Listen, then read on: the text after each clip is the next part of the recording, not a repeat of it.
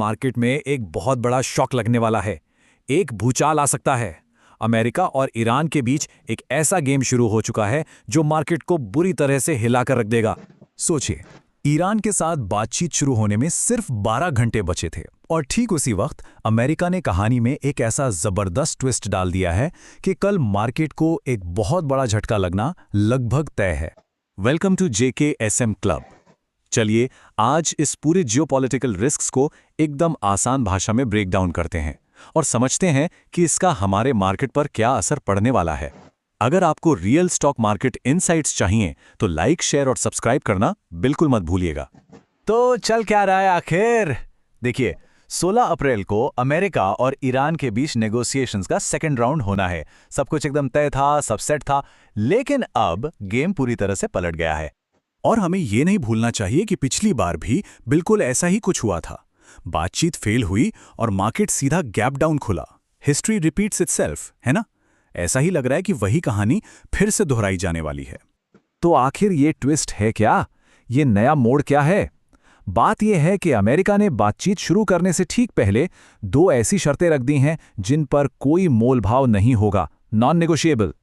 और यही वो 2 शर्तें हैं जिन्हें अचानक से टेबल पर पटक दिया गया है। और सच कहूं तो ये शर्तें नहीं, ये इन नेगोशिएशंस के रास्ते में खड़ी की गई एक बहुत बड़ी दीवार हैं। पहली शर्त, स्ट्रेट ऑफ हॉर्मुज। अमेरिका कह रहा है कि इसे पूरी तरह से सबके लिए खोल दिया जाए, मतलब दुनिया का कोई भी जहाज वहां से आए जाए, ईरान उस पर 1 रुपया भी टैक्स या टोल नहीं वसूल सकता, 0। अब आते हैं दूसरी शर्त पर, और ये सबसे बड़ी और सबसे मुश्किल शर्त है। अमेरिका चाहता है कि जो सीज फायर एग्रीमेंट होगा उस पर सिर्फ डिप्लोमैट्स के साइन ना हो, बल्कि ईरान के जो सुप्रीम लीडर हैं वो खुद उस पर साइन करें। क्यों? ताकि ये पक्की गारंटी हो कि पूरा का पूरा ईरान इस डील को मानेगा। तो अब ये समझते हैं कि ये डील क्यों फेल होने वाली है। ईरान के पॉइंट ऑफ व्यू से देखें तो इन शर्तों को मानना लगभग नामुमकिन है। चलिए इसका एनालिसिस करते हैं। देखिए, यहां पर एक सीधा साधा टकराव है। एक तरफ है अमेरिका जो उस पूरे एरिया पर अपना स्ट्रेटेजिक कंट्रोल चाहता है, और दूसरी तरफ है ईरान जिसके लिए ये अब सिर्फ पॉलिटिक्स नहीं बल्कि अपने देश के अस्तित्व और सम्मान की लड़ाई बन चुकी है। ये 2 चीजें कभी एक साथ नहीं चल सकती। ईरान की हालत समझिए, उनकी इकॉनमी पूरी तरह से बैठ चुकी है, जनता सालों की युद्ध से तंग आ चुकी है, और देश को चलाने के लिए जो थोड़ा बहुत पैसा आता है वो स्ट्रेट ऑफ हॉर्मुज से ही आता है। अब ऐसे में अगर अमेरिका की ये शर्तें मान लीं तो ये उनके लिए अपनी ही बेइज्जती करवाने जैसा होगा।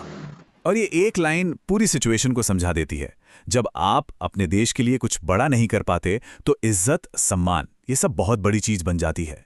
और ईरान के लिए ये बातचीत अब पॉलिटिक्स से कहीं ज्यादा अपने सम्मान की लड़ाई बन चुकी है, और इसे वो किसी भी कीमत पर हारना नहीं चाहेंगे।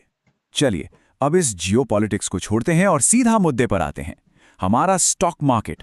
समझते हैं कि ये जो गिरावट आने वाली है इसका क्या मतलब है, और एक स्मार्ट इन्वेस्टर के लिए इसमें क्या मौका छिपा है।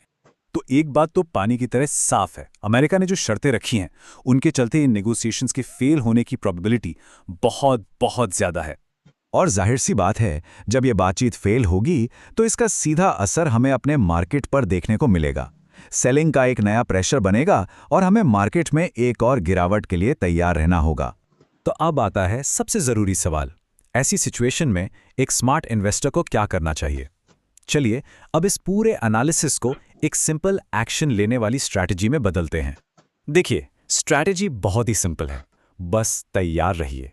ये पैनिक करने का टाइम नहीं है, ये सावधान रहने का टाइम है। सबसे पहले ये मानकर चलिए कि रिस्क बहुत हाई है। किसी भी उम्मीद में होप बेस्ड ट्रेडिंग से बचिए। आपका पूरा फोकस सिर्फ और सिर्फ रिस्क मैनेजमेंट पर होना चाहिए। अब आप बताइए, आपको क्या लगता है, इन सब को देखते हुए अगले 48 घंटों में मार्केट ऊपर जाएगा या और नीचे गिरेगा? अपना व्यू नीचे कमेंट्स में जरूर बताइए। मिलते हैं आपसे JKSM क्लब के अगले पावरफुल वीडियो में। और हाँ, ऐसी जबरदस्त स्टॉक मार्केट इनसाइट्स के लिए लाइक, शेयर और सब्सक्राइब करना मत भूलिएगा।